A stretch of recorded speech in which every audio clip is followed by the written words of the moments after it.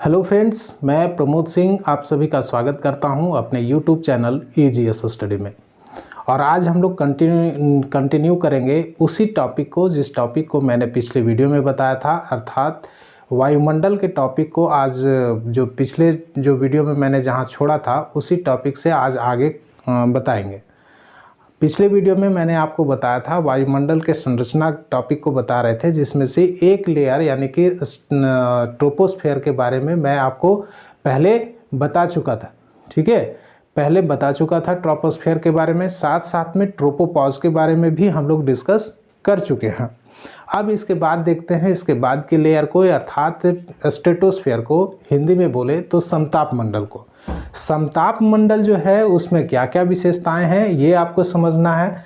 यहाँ आपको बता दें कि समताप मंडल का खोजकर्ता जो है वो टीजरेंस डी बोट है, जो क्षोभ मंडल का यानी कि ट्रोपोस्फेयर का भी उन्हीं ने किया था। ठीक है, तो यहाँ इसको याद रखिएगा, टीजरेंस डी बोट को। उसके बाद इसकी औसत ऊंचाई याद रखिएगा, ऐसे पूछता नहीं है औसत ऊंचाई, लेकिन एक ऊंचाई याद रखिएगा कि ये 50 किलोमीटर ऊंचाई है। ठीक है, 50 किलोमीटर इसकी ऊंचाई है। अब इसलिए पूछता नहीं है क्योंकि इसके हाइट के बारे में, इसकी ऊंचाई के बारे में, इसकी मोटाई के बारे में विद्वानों में मतभेद है। कोई बोलते हैं कि 80 किलोमीटर तक ये ऊंचा है, तो इसीलिए इस क्वेश्चन को यहाँ नहीं, ये टॉपिक को पूछा जा सकता है कि इसकी मोटाई कितनी है, लेकिन फिर भी एक आपको बता रहे हैं कि आप एक एवरेज लेकर के चले कि 50 किलोमीटर तक इसकी मोटाई है। ठीक है, इसके बाद जो है कि समताप मंडल नाम है इसका, तो ज़्यादातर कन्फ्यूजन ये होता है कि इस मंडल में तापमान में कोई परिवर्तन नहीं होता होगा, यानी कि तापमान बराबर होता होगा। लेकिन ये कन्फ्यूजन जब ये लेयर की खोज की गई थी उस समय ये मान्यता थी कि इसके तापमान में कोई वृद्धि नहीं होती, तापमान हमेशा इस मंडल में एक समान रहता है।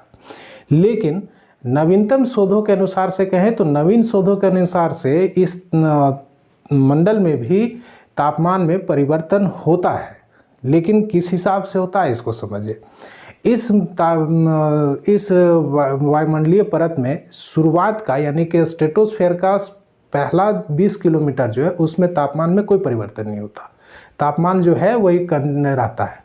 लेकिन इसके बाद तापमान में वृद्धि होती है। ठीक है, इसके बाद तापमान में इसलिए वृद्धि होती है क्योंकि ओजोन जो गैस है वो अल्ट्रावायलेट किरणों को अवशोषित करती है, जिसके कारण से यहाँ तापमान में वृद्धि होती है। ठीक है, ये तापमान में वृद्धि क्यों होता है इसको आप याद रखिएगा कि ओजोन गैस के और अल्ट्रावायलेट किरणों को सोखने के कारण से यहाँ तापमान में वृद्धि होती है। कितना? तो स्ट्रेटोस्फेयर के शुरुआत 20 किलोमीटर के बाद से। ठीक है, ये ध्यान में रखिएगा। इतना दो चीज़ है उसको याद रखना है। उसके बाद जिस प्रकार से आपको ट्रोपोपॉज के बारे में बताए थे उसी प्रकार से यहाँ स्ट्रेटोपॉज पाया जाता है। स्ट्रेटोपॉज ये जगह है जहाँ से तापमान में यानी कि परिवर्तन होता है। ठीक है, इसका मतलब है कि जहाँ समताप मंडल का लेयर जो है वो समाप्त होता है और उसके ऊपर का लेयर शुरू होता है, उसके बीच की संक्रमण पेटी को, उस बीच के लेयर को कहा जाता है स्ट्रेटोपॉज। ठीक है, अब स्ट्रेटोपॉज के बारे में कुछ चीज़ों को याद रखिए कि समताप मंडल की ये ऊपरी सीमा है यानी कि ऊपर का लेयर है, जो चूँकि संक्रमण पेटी है तो समताप मंडल और बहिर्मंडल, इस समताप मंडल बहिर्मंडल नहीं, समताप मंडल और मध्य मंडल के बीच की परत को स्ट्रेटोपॉज कहा जाता है। ठीक है, अब इसमें क्या रखना है कि यहाँ का तापमान को आप याद रखिएगा कि यहाँ का तापमान जो है वो 0 डिग्री सेल्सियस होता है, अर्थात 32 डिग्री फ़ारेनहाइट होता है। ठीक है, 0 डिग्री सेल्सियस आपसे पूछेगा कि किस जगह पर होता है, ऑप्शन दे देगा, तो आप ध्यान रखिएगा कहाँ, तो स्ट्रेटोपॉज में। अब इसके बाद क्या होता है कि जैसे ही हम इसके बाद का लेयर में पहुंचते हैं, अर्थात मीसोस्फीयर में पहुंचते हैं यानी कि मध्य मंडल में पहुंचते हैं, तो तापमान में परिवर्तन होता है। ठीक है, तापमान में परिवर्तन होता है। क्या परिवर्तन होता है इसको देखते हैं। तो मीसोस्फीयर इंग्लिश में, हिंदी में इसको बोलते हैं मध्य मंडल। अब मध्य मंडल के बीच में क्या क्या होता है उसको समझते हैं। ठीक है, लेकिन उससे पहले हम ओजोन के बारे में जान लें। ओजोन के बारे में चूंकि कई बार क्वेश्चन पूछा है तो उसको समझ लेते हैं कि ओजोन मंडल क्या है या ओजोन क्या इंपॉर्टेंस रखता है उसके बारे में। तो ओजोन मंडल जो है वो समताप मंडल के निचले जो भाग हैं यानी कि 20 किलोमीटर जो बताए थे, तो 15 किलोमीटर से 35 किलोमीटर तक के बीच के भाग को माना जाता है। ठीक है, आपसे क्वेश्चन यदि पूछा जाता है कि कितनी इसकी मोटाई, तो 15 किलोमीटर से 35 किलोमीटर के बीच में यह परत जो है वो पाया जाता है। ठीक है, उसके बाद जो है ये याद रखना है कि ओजोन का सर्वाधिक सांद्रण कहाँ है, यानी कि सबसे ज़्यादा ओजोन गैस का सांद्रण यानी कि डेंसिटी सबसे ज़्यादा कहाँ है, तो सबसे ज़्यादा है 22 किलोमीटर के बीच में। 22 किलोमीटर जहाँ रेंज है उस रेंज में इसकी सांद्रता सबसे अधिक है। ठीक है, 22 किलोमीटर की ऊंचाई पर। क्वेश्चन अगला जो दो टॉपिक आपको बता रहे, दो लाइन वन लाइनर अप्रोच के तहत बता रहे हैं, वो वन लाइनर अप्रोच इसलिए आपको कह रहे हैं क्योंकि ये क्वेश्चन एग्जाम में आ चुके हैं कि ओजोन की मोटाई को किस इकाई से नापते हैं। तो आपको ये दे रहे हैं कि ओजोन का जो मोटाई है उसको नापते हैं डॉप्सन यूनिट के द्वारा। ठीक है, इसको डॉप्सन यूनिट के द्वारा नापा जाता है। ठीक है, किसको, ओजोन की मोटाई को। आपसे ये क्वेश्चन पूछा जा सकता है, इसीलिए ध्यान में रखिएगा। उसके बाद ये क्वेश्चन आपसे पूछा जाएगा कि ओजोन के परत का क्षरण हुआ, जिसके बारे में हम पिछले वीडियो में डिस्कस भी किए थे, जिसमें आपको बोले थे कि मॉन्ट्रियल प्रोटोकॉल के बारे में। तो ओजोन परत की क्षरण के बारे में सर्वप्रथम किसने देखा था या कब देखा था, कहाँ देखा था, इस चीज़ के बारे में पूछता है।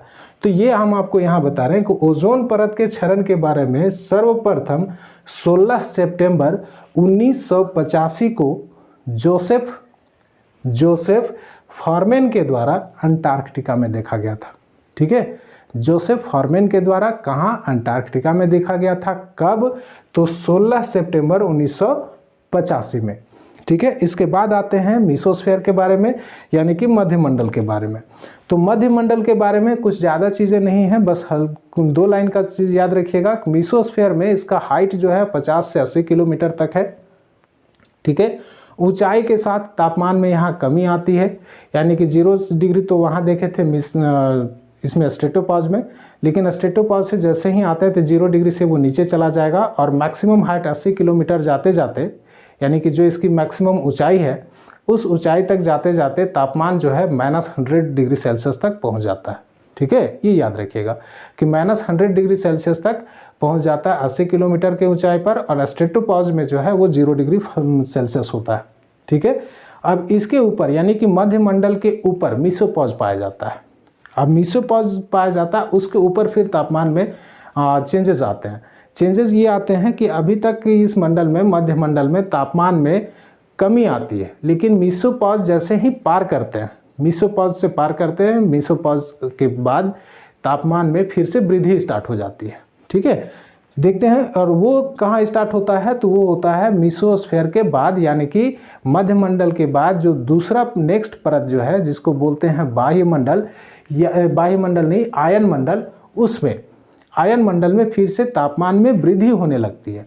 और आयन मंडल के बारे में यदि देखें तो आयन मंडल का जो मोटाई है वह 80 किलोमीटर से 400 किलोमीटर तक इसका विस्तार पाया जाता है, 80 से 400 किलोमीटर तक। ठीक है, अब इसमें क्या है कि ऊंचाई के साथ तापमान में वृद्धि, ये आपको बता दिए। साथ में यहाँ विद्युतीय एवं चुंबकीय परिवर्तन आपको देखने को मिलेंगे, यानी कि चुंबकीय लक्षण यहाँ दिखाई देंगे, विद्युतीय लक्षण यहाँ ज़्यादा दिखाई देंगे।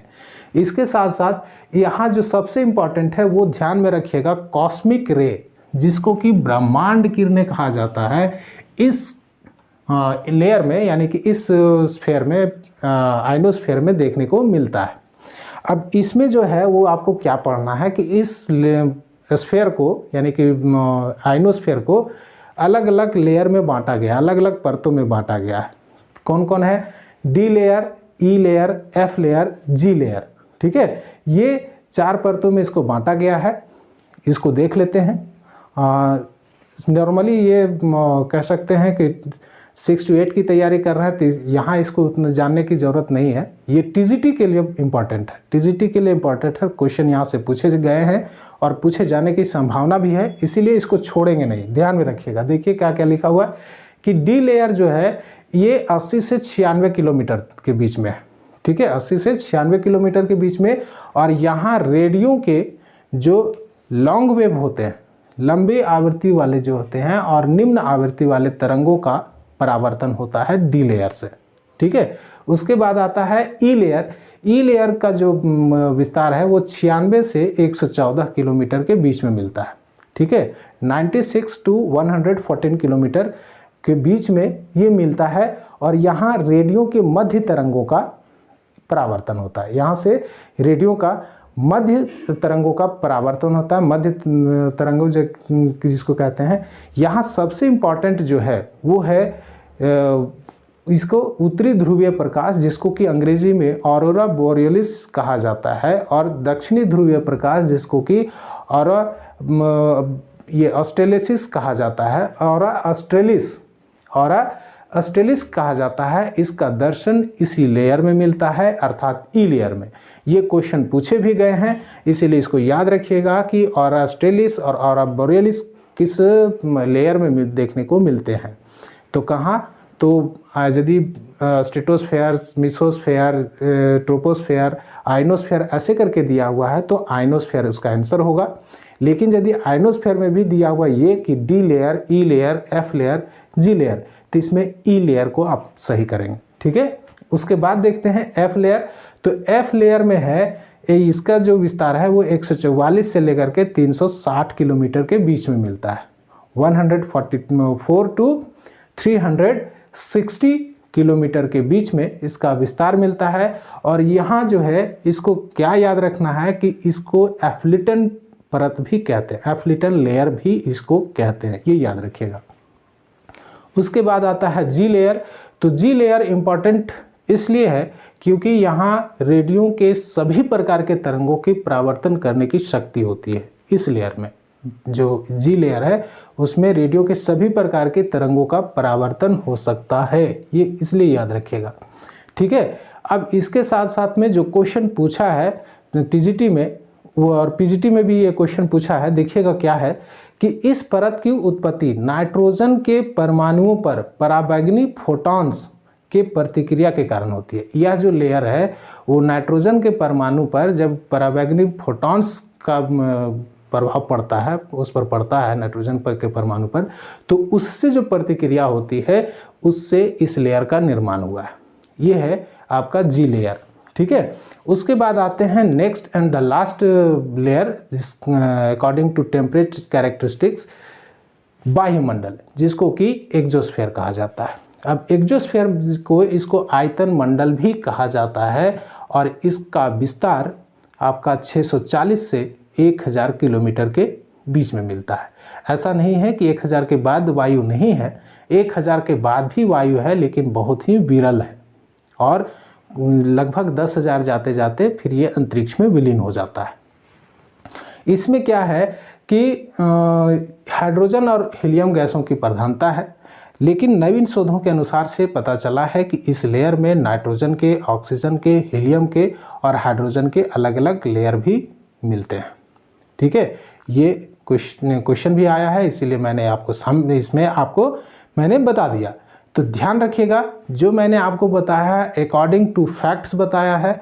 ऐसे कहने के लिए बहुत सारी कहानियां हैं और आपको बताएंगे भी। यदि आप हम टीजीटी में स्पेशली टीजीटी का क्लास लेंगे तो उसमें आपको बताएंगे कि इसमें और भी जी फैक्ट जो लेयर है या डी लेयर है इसका कई किससे अभिक्रिया होने के बाद हुआ है, ये सारी चीज़ें हैं इसमें पढ़ना। लेकिन चूँकि ये 6 to 8 के लिए भी मैंने बनाया है, इसी को ध्यान में रखते हुए उन सारी चीज़ों को मैंने मटेरियल्स को इसमें कलेक्ट नहीं किया। लेकिन जो अक्सर एग्ज़ाम में पूछे जा रहे हैं, टीजीटी का हो या पूछे जाने की संभावना है 6 to 8 के एसएसटी में, उसको मैंने यहाँ शामिल किया है। लेकिन यदि आप 1 to 5 में है तो इतने आपको लेयर के बारे में जानने की ज़रूरत नहीं है कि डी लेयर, ई लेयर, एफ लेयर, इसको जानने की ज़रूरत नहीं है। ठीक है, अब इसके बाद अगले वीडियो में हम डिस्कस करेंगे अकॉर्डिंग टू जो केमिकल जो है रासायनिक विशेषता के आधार पर जो है उसके आधार पर वायुमंडल का क्लासिफिकेशन देखेंगे। उसके बाद जो है वो सबसे इम्पॉर्टेंट है, जहाँ आदमी बहुत ज़्यादा कन्फ्यूजन करता है, सूर्यताप और ऊष्मा बजट के बारे में, उसके बारे में डिस्कस करेंगे नेक्स्ट वीडियो में। मिलते हैं अगले वीडियो में। आप सभी का धन्यवाद। Thank you for watching.